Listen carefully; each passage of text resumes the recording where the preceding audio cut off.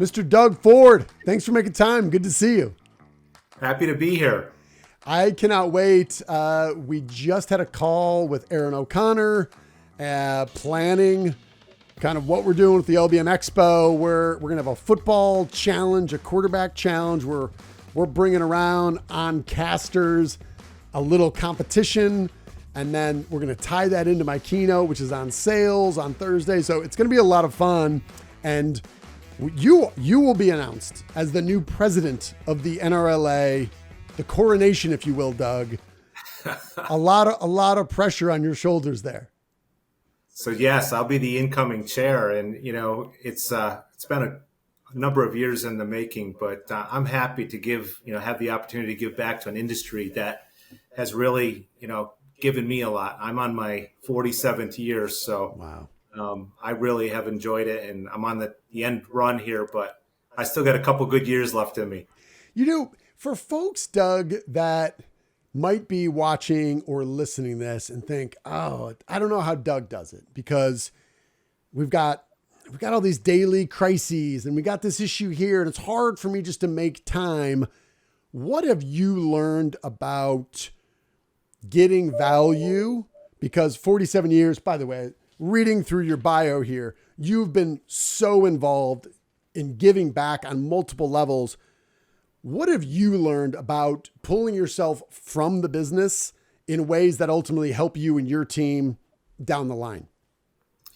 I've learned a lot through the years, from the school of hard knocks, but, I think probably one of the things that I learned early on is surrounding myself with good people and then allowing them to do what you're empowering them to do. I don't micromanage. I went to college to be a teacher. Mm-hmm. I ended up in the lumber business by default because I needed beer money. And, all these years later, I'm still here. But, I manage, but I let people do their job and put the right people in the right positions. And it's, if you do that, the rest of it happens. Yeah. And I found, again, while we're all dealing with stuff locally, when you're able to get out of the day-to-day environment, you're able to meet new people. You'll be able to kind of learn from like, oh man, I'm struggling with this or that, or inevitably new ideas or kind of a different angle on what you're dealing with from someone who's at the event. But sometimes it forces you to get out from the day-to-day environment to put you in a position where other people can help you. Have you found that as well? Yeah, absolutely. And that's where the expo really, plays an important role. We encourage as many people from our organization to go as possible. You always learn. You're dealing with industry veterans, but you also learn from the new people coming in. Right. If you take the time to listen to them, they'll tell you what they need. It's not, we try to overcomplicate things at times, but it really is listening and being willing to change. Yeah, I've often found that. And again, we're going to have some students that are coming there to kind of get exposure. And oftentimes it's an intern or it's someone who's been on the job for like 6 weeks who says, question, why do we do that? And you're forced to kind of step back and say, well, I can give you the honest answer, but the reality is this is kind of the way we've always done it. And we know it's not a great way to do it. And it's like those fresh eyes can force us to really reckon with kind of challenging that status quo bias. Yeah, that is so true. And, I think when you get a new employee on your staff, that first 6 months is so valuable for us. Mm-hmm. It is for them too. They're learning. But, if you encourage them to ask questions and challenge the status quo, you do learn things. And sometimes it reinforces that you're doing the right thing. And mm-hmm. sometimes it says, maybe we need to change what we're doing here. Yeah. So as you think about 2024, we're going to be together at the Mohegan Sun for the LBM Expo. This is combining kind of all of the things that I love, sales methodology, being around people who are passionate about the industry, a little bit of football, like it's all coming together there. It's going to be a blast. As you're thinking about that, and then also learning about innovative products from vendors and other people that are part of our supply chain, how does that tie in the way that you were thinking about leading your team going into 2024, knowing that you manage both the sales as well as the purchasing teams? Yeah. So, coming off of COVID, we had 2 record years during COVID. Our industry, benefited from people being home and remodeling and doing all the things that they did during COVID. And, this year and, next year as well are going to be different. We're a little softer. Interest rates are extremely high. The mid to lower end homes they're not being built right now. But during this time, this is when salespeople need to kind of reinvest in themselves, continue the education process, build new relationships, build on the existing relationships. It's really a fun time in the industry. Being here as long as I have, I've seen a lot of ups and downs, but during the downs is when you really can make a difference. You can, education, you never stop learning. Even at my age, it's part of the culture at Curtis. We never stop, educating. We never stop learning. It's across the board. It's from the newest employee to the oldest employee. And, I'm fortunate that that's the culture there. I love it, and I think that's valuable. Yeah, I've been talking to lots of our either friends or clients, and I'll talk to a salesperson. They'll say, yeah, kind of year over year, I'm down like 13%. And I said, okay. And I was like, so why do you think that is? And they're like, well, you got to keep in mind, like commodity prices have come down. I said, well aware of that. I'll say, well, just curious, from last year to this year, you've been getting those results. You're down. Like, what have you been doing differently? And sometimes the look is like, what do you mean? I'm working hard. I'm doing what I do. And you're like, well, listen, if we only high five each other when, we're selling $100 sheets of plywood, and then if the market comes down, we all look at each other and shrug and be like, what are you going to do? It's the market. I'm like, what are we doing differently to help our builders, and our customers differently? But if we're just going to do the same thing, regardless of what the market does, we're just going to do exactly what the market does. So I think to your point, I'm going to the expo. Yes. I hope that I'm going to bust my tail to make sure we're providing value. I'm also there scanning, looking for any new ideas. Who are the smart people that can say, yeah, I want my business to continue to grow as well. But, we have to do things differently. Yeah, and that is so true. And, sales, we're a sales organization, obviously, and we're either selling or we're supporting sales. But that's not the only thing that we talk to our salespeople about. It's relationships. It's what can we do for our customer? That's where the workforce development initiative is really taken off, because our customers are seeing that Curtis Lumber, myself, our coalition are really out there advocating on their behalf, educating students, educating counselors, educating school administrators. The hardest piece of it is educating the parents, because the parents are behind the scenes. It's tough for us to connect with them. But, I think doing the workshops with the counselors, they are the connection to the parents and the students. And, in the early days, we wanted to blame the counselors for the fact that there weren't enough young people getting into the industry. The problem is, as an industry, we haven't been doing our job educating the school systems and the counselors. So, that's going to be one of the key, takeaways for my 2 years as the chair of NRLA is, it doesn't matter if you're, a large independent dealer like Curtis, you're a one-store operation. There's usually a school in your territory. Get acquainted with the schools. Take your younger people in, bring the students into the field, let them see what a lumberyard looks like. It's not just the guy on the front counter and the guy behind the steering wheel in the truck. There's a lot of different things going on in a yard that, is of interest to young people, but we got to show them and we got to tell them and we got to let them experience it. And that's where we've fallen short. Well, I applaud your efforts, because around the country, and I know this, is that if you said, all right, I'm going to pick a random builder in a random town, what do you think some of his top needs or fears or pains are? You could probably just say, well, probably labor, and you'd probably be right. And so many people are like, geez, it's a big, hairy deal. I don't know what I can do.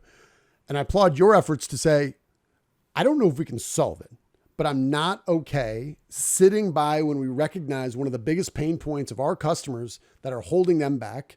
that obviously is influencing us. How do we try? And how do we make an effort? How do we get more talent? How do we build that coalition? Because I think there's a lot of folks that it's a recognized issue, but we think it's too big to make an impact. And you guys have. Yeah. And it's, I don't want to oversimplify it or overcomplicate it, but, our customers have become our partners in this, in this effort. And when they see that we're, working on their behalf, they're willing to jump in. They go into the schools with us.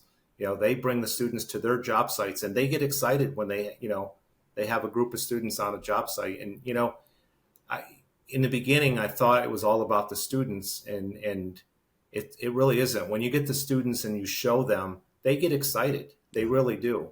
It's not, the students aren't the issue. We were a little short-sighted in the early years of the coalition. We focused on juniors and seniors, but we quickly realized that was short-sighted. So now we have a program for elementary kids. We have a program for middle schoolers as well as high school. Mm-hmm. And we also work with the colleges. We are not about not going to college. We're about the different pathways to get into the trades. It could be a 2-year school. It could be the union route. It could be the college route, or it could be directly out of high school. They all work. Mm-hmm. It's the trick is finding what's the best pathway for the student, you're working with. And I think, if we could get in front of more parents and help them understand that, 4 years in the field or 4 years in a college, they're equivalent.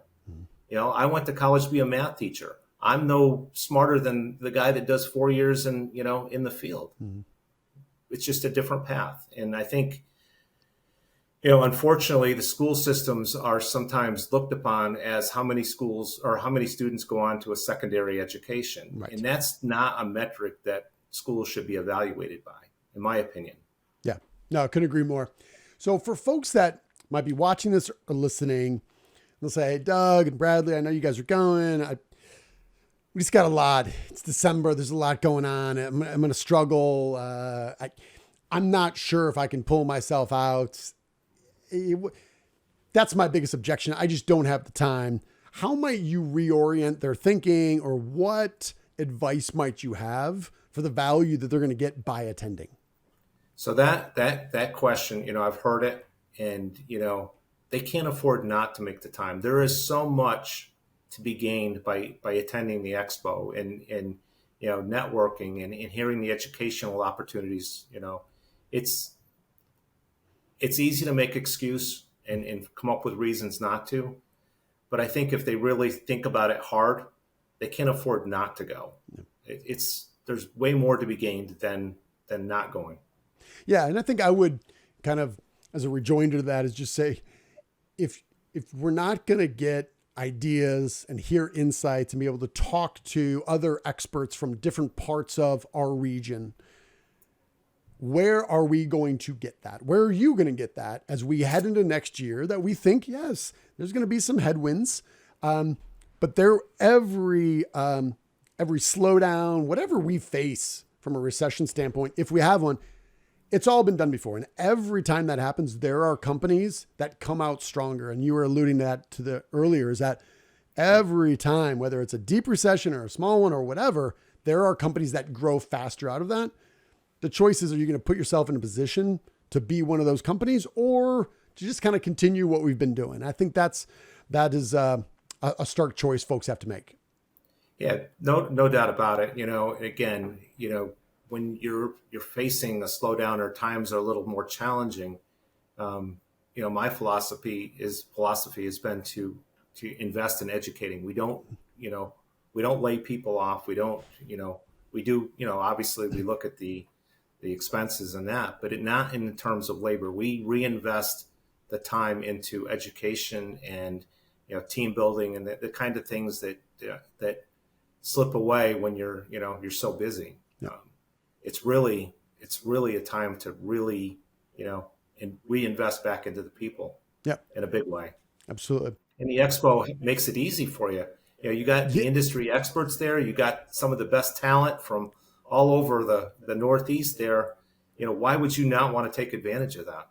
Yeah. And if you're wondering exactly who exactly is Doug referring to, if you go to lbmexpo.net, I was just looking through to see who's coming, what brands are coming, what people are coming. And number one, I know a lot of those people, and I'm like, these are the people that have helped me run a better business and helped me think about our industry better. But you can already see who's coming. And I've seen the vast majority of tables are already kind of taken. But again, if you're wondering like, all right, who are all the people that are making that investment? And do I consider myself part of them?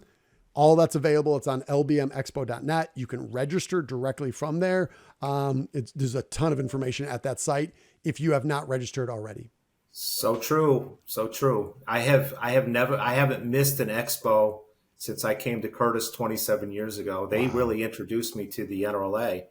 And last year I was there. I attended all the board meetings. And then when it was the day for the floor to open up, I came down with COVID. So I got sent home. So I was at the expo last year, but I didn't make it to the floor. And I am so looking forward to it this year. Mohegan Sun is a great venue. Yes. They do a great job. And NRLA staff, they work year round to make sure that everyone has a good experience. And this year is going to be exceptional. Yep. And we're going to make sure, as for me, I'm bringing members of my team specifically to lead this quarterback challenge. So Doug, if you have any, second team, high school All-American, glory days, quarterbacks from back in the day, we're going to have this, it's on casters, this whole thing. We're going to be moving it all around. It's going to go to a bracket, and then we're going to go to the final four. We're going to get them on stage. It's going to be a spectacle. It's going to be a lot of fun, Doug. So we can't wait. We put a lot of time into thinking how this thing's going to go, but it's going to be really engaging.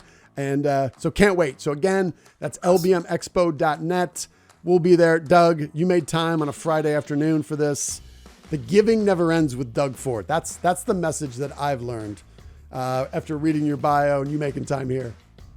Well, thank you. And, the industry has been absolutely great to me. And, this is going to be awesome. I can't wait to be the chair of NRLA, and hopefully I can make everybody proud. Will do. Thanks, Doug. Thank you.